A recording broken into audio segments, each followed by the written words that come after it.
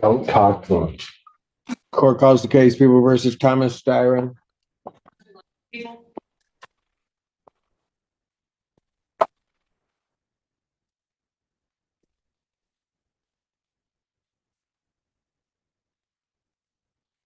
I'm Stein, the living man. I'm here by special appearance to address this matter. I'm sorry? So I'm Thomas Styron, the living man, not Thomas Gilbert Styron, the entity you know me as, or as I'm in the papers. I'm here to address the matter. All right, thank you.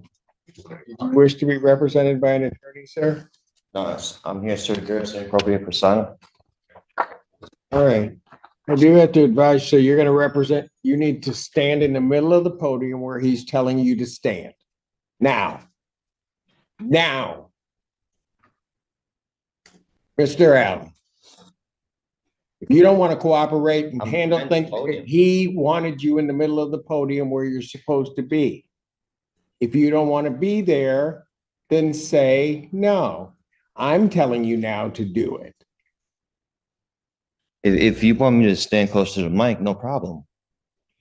Sir, you want to play a game with me? No. Not today. Mr. Allen, take him. We'll bring him back out when he wants to cooperate.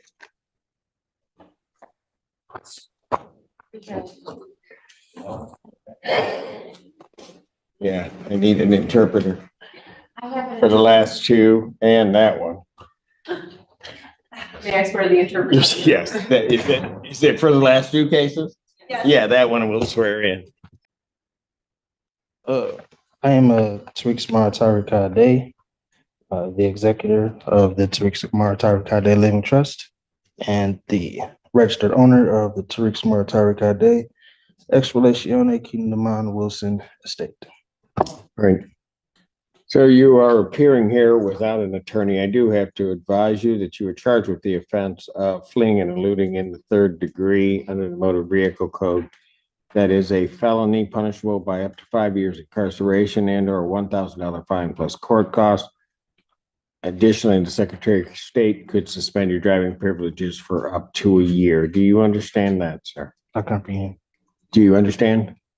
I comprehend, yes. The court has to further advise you that if you wish to be represented by counsel, the court would ensure that counsel would be appointed to represent you in this matter, and that you would have counsel if you could not afford to hire counsel yourself. I also wish to advise you that the court would be treating you the same as it would the people in this case.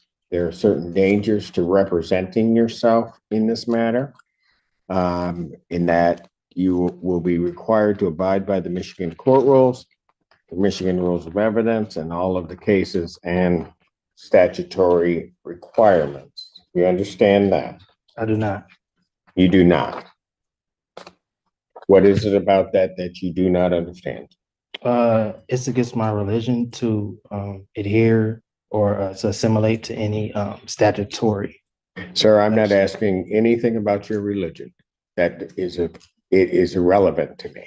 I am indicating that in this proceeding, you will be required to abide by the rules of this court. Do you understand that? I'm having a hard time understanding why or how religion doesn't play a role. How religion does not play a role. Religion does not play a role in what I do or what this court does. There are certain rules of this court established by the legislature and the Michigan Supreme Court regarding how these particular proceedings will be conducted. These proceedings will be conducted in accord with those rules. Do you understand that, sir? Well, according to the American Declaration on the Rights of Indigenous Peoples, as well as the international or the United Nations Declaration on the Rights of Indigenous Peoples, the state and the government should. Sir, you have no authority for what you're about to state, because what you're about to state is incorrect. Oh, I am an Indigenous person. No, Do you have? Sir, what you're about to state is incorrect.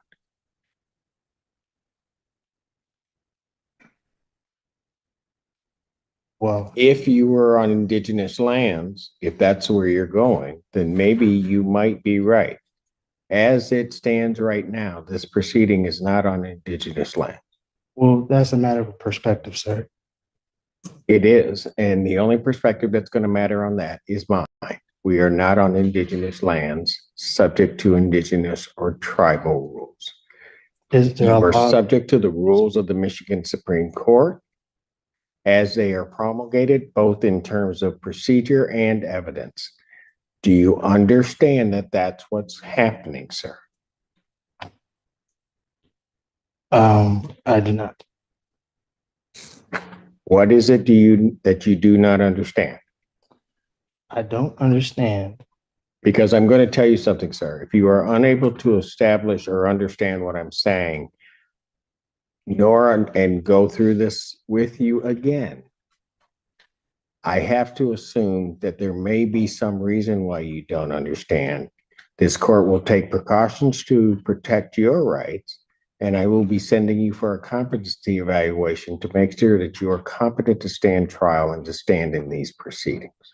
Well, I would agree to a competency if the prosecution as well as the court and the officers agree to take a competency. That's not the way it works. You don't get to make the rules. I'm not. I'm ordering a competency. I'm not making. Defendant is ordered for a forensic evaluation.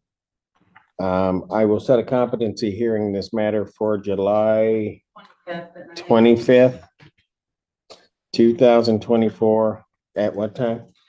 At 9 a.m. Now, sir, I'm going to ask you this Yes, sir. because it's going to depend on where you may be staying for a period of time.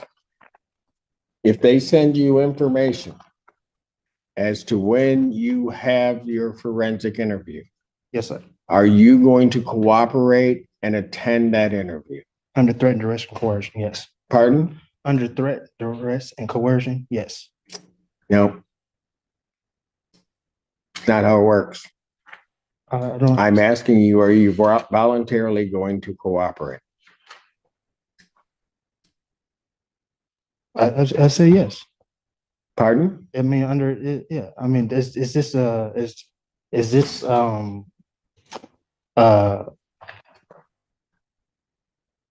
what are, excuse me,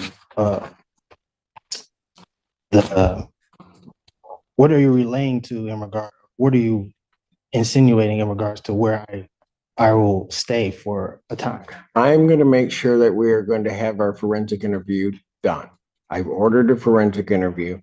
I am asking you whether or not, when given notice of that interview, whether or not you are going to voluntarily cooperate in that interview. I will take the interview. Excuse me? I will take the interview. Anything from the people? With the court, ask the people to prepare the order for the competency. Yes, please prepare the order for this. Is that your address, sir? Excuse me. That's correct. All right. All right, very good. And so I will send a copy to that address. Very good. All right. This time then bond is continued. Yes, sir. And I'm sorry. Can I get that date again, please, sir? If I can put it in my calendar. July 25th, you were supposed to, so I'm assuming you're waiving it. You were supposed to file your motion with. I the did. court. I filed it. When did you file it? I brought it in today. Do we have it? I gave it. I mean, it was stamped and everything. I gave it to the reception. Why didn't you file it before today?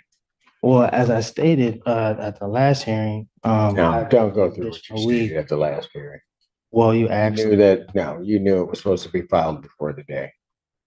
Young man, you're gonna That's it. figure out something. We're playing by my rules, not yours. So you do not say anything because you're gonna figure that out real soon. Do they have it?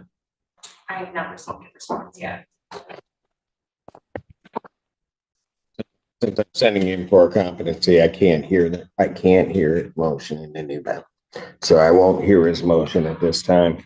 he'll have to refile it timely if he's determined to be competent. So I'll have his bond continue. He can go. I What? I didn't get the last part that you said. The bond continued and what? I said you can go. Oh, okay, no problem. The court convened the matter of People of the State of Michigan versus Thomas Styron, also known as Styron the Living Man. Upon being called, the defendant declared that he appeared by special appearance and identified himself as a living man, distinct from the legal entity named in the case. When directed to stand properly at the podium, the defendant refused to comply, engaging instead in argumentative behavior. The court ordered him temporarily removed from the courtroom until he was prepared to proceed in a cooperative manner. When proceedings resumed, the defendant confirmed that he was appearing without legal counsel. The court advised him of the charges, namely, fleeing and eluding a police officer in the third degree, a felony punishable by up to 5 years imprisonment and/or an $11,000 fine, along with the possible suspension of his driving privileges. The court further explained his constitutional right to counsel, the risks of self-representation, and the requirement to comply with Michigan court rules and rules of evidence. The defendant, however, stated that he could not adhere to statutory law due to his religious beliefs, claiming that it was against his faith to assimilate to statutory codes. The court firmly clarified that religion was irrelevant to the administration of justice, and that the present proceedings were governed solely by state law and judicial procedure. The judge emphasized that the court operates under the authority of the Michigan Supreme Court, not under religious or indigenous frameworks. The defendant then invoked the United Nations Declaration on the Rights of Indigenous Peoples, arguing that the state lacked jurisdiction over him as an indigenous person. The court decisively rejected this claim, stating that the proceedings were not taking place on indigenous land and that the only governing authority applicable was that of the state of Michigan. Despite repeated explanations, the defendant continued to express confusion and refused to acknowledge the court's legal authority. Finding that he might not fully comprehend the nature and consequences of the proceedings, the court determined that a competency evaluation was necessary. Accordingly, the judge ordered that the defendant undergo a forensic psychological assessment to determine his fitness to stand trial, scheduling a competency hearing for July 25, 2024, at 9 a.m. When asked if he would cooperate with the evaluation, the defendant responded that he would do so only under threat, duress, and coercion, prompting the court to clarify that such qualifications were not acceptable. After further questioning, he ultimately agreed to participate. The prosecution was instructed to prepare the formal order for competency examination, and a copy was to be mailed to the defendant's address of record. The court maintained the defendant's current bond conditions and declined to hear any pending motions until competency was established. The judge reminded the defendant that once found competent, he would be expected to comply with court procedures and filing requirements without exception. In conclusion, the court emphasized that all defendants, regardless of personal belief or ideology, are bound by the same rules of law and decorum. The matter was adjourned with the defendant remanded under existing bond conditions pending the outcome of his competency evaluation.